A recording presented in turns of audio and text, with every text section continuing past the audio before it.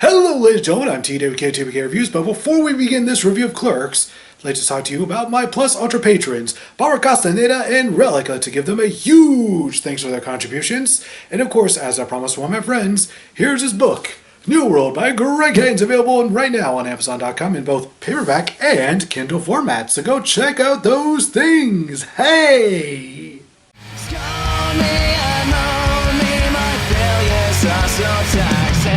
So teach me and preach to me. This time I'm asking, oh, won't you show me just how you look so fucking miserable?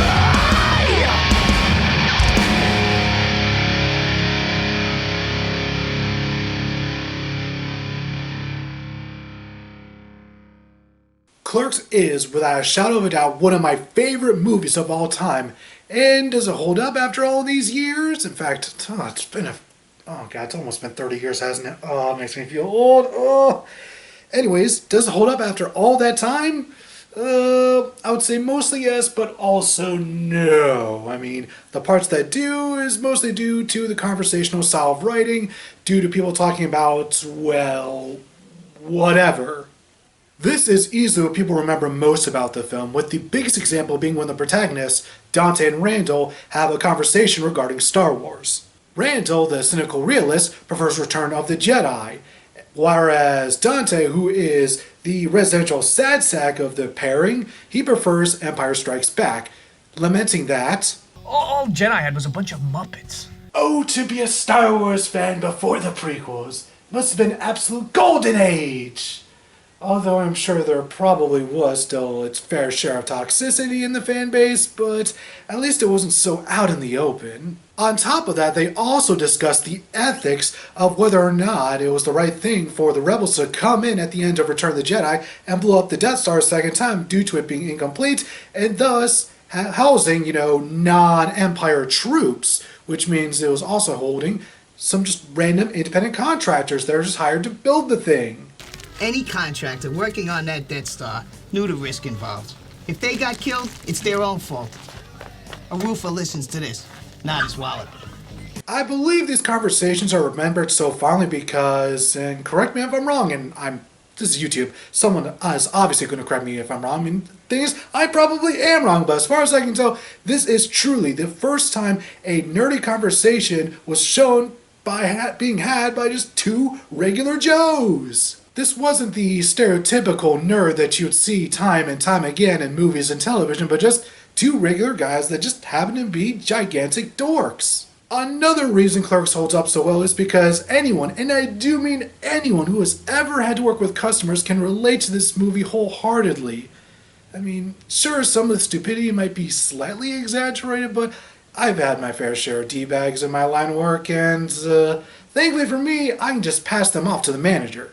This is a luxury that our, can we call them heroes? Do not have, because we actually never see a manager in this movie.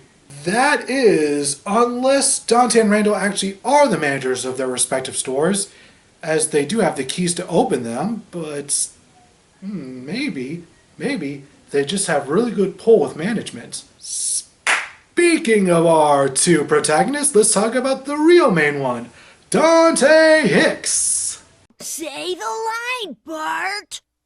I'm not even supposed to be here today! Dante is only at work because somebody called out and he was the only one to pick up his phone and say yes. So he had to work just the morning shift.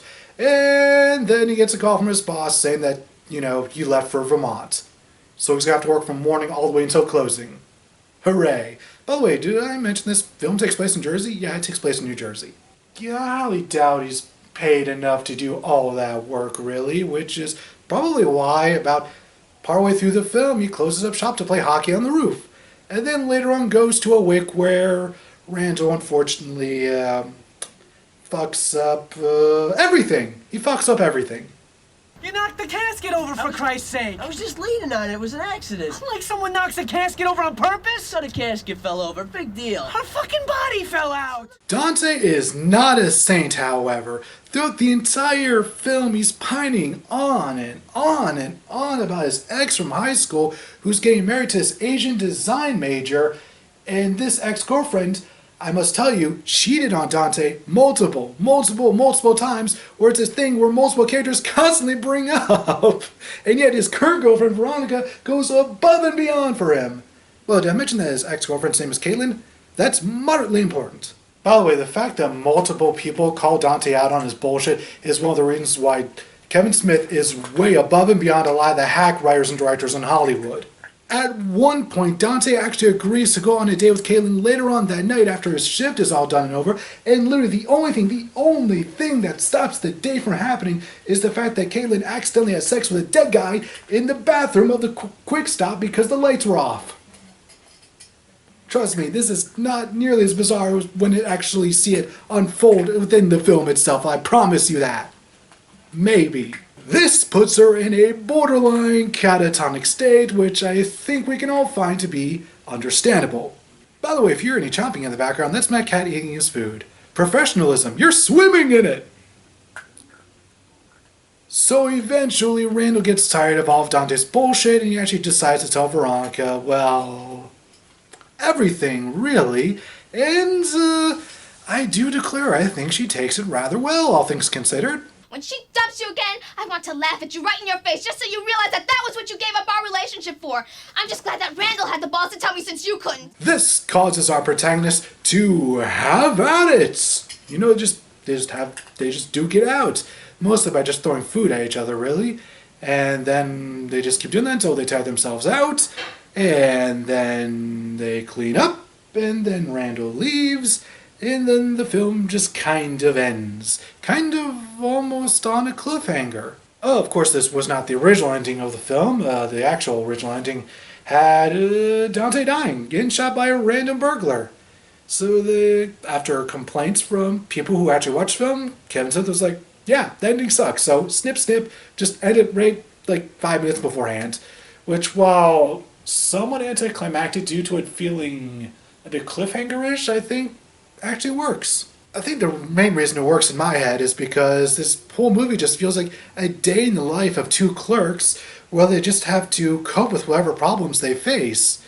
And it really it's just like that snapshot, just that tiny little snapshot, and I just love it. And honestly, that's just 90s as fuck, really, which, actually thinking about it, that should be the tagline of this film. Clerks, 90s as fuck! Everything from the fashion, the setting, the soundtrack is just pure, unadulterated 90s.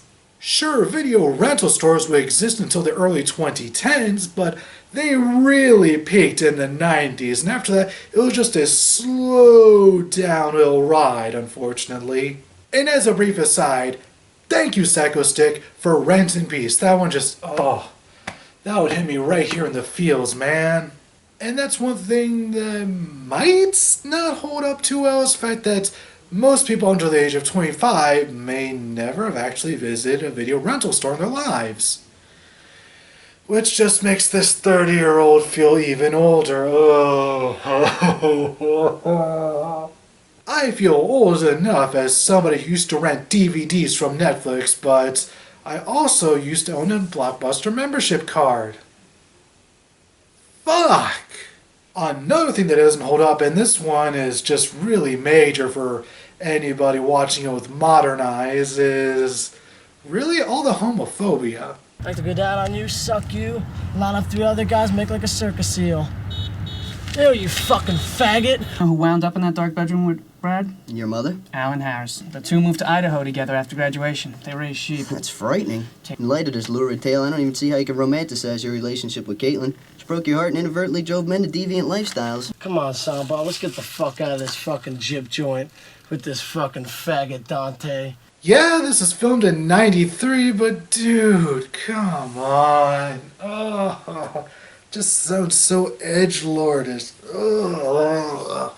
And yeah, I know Kevin Smith isn't homophobic himself. I've seen all his Q&A specials, or at least most of them. I'm sure there might be one I haven't seen, but yeah, I know I've seen enough of those to know that Kevin Smith himself is not homophobic, but it doesn't make hearing those F-bombs any easier.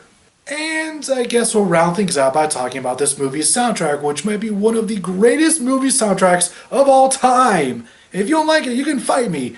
And of course, by me, I mean at MattyJ316 on Twitter. Love Among Freaks, Alice in Chains, Bad Religion, Stabbing Western, and god dang Soul Asylum. If this isn't pure distilled 90s, then I don't know what is. It should also be noted that Kevin Smith maxed out his credit cards while making up the production budget for this movie alongside one of his best friends, Scott Mosier, who also co-edited the film with him. I wouldn't be surprised to learn that, the soundtrack's made up a part of that budget.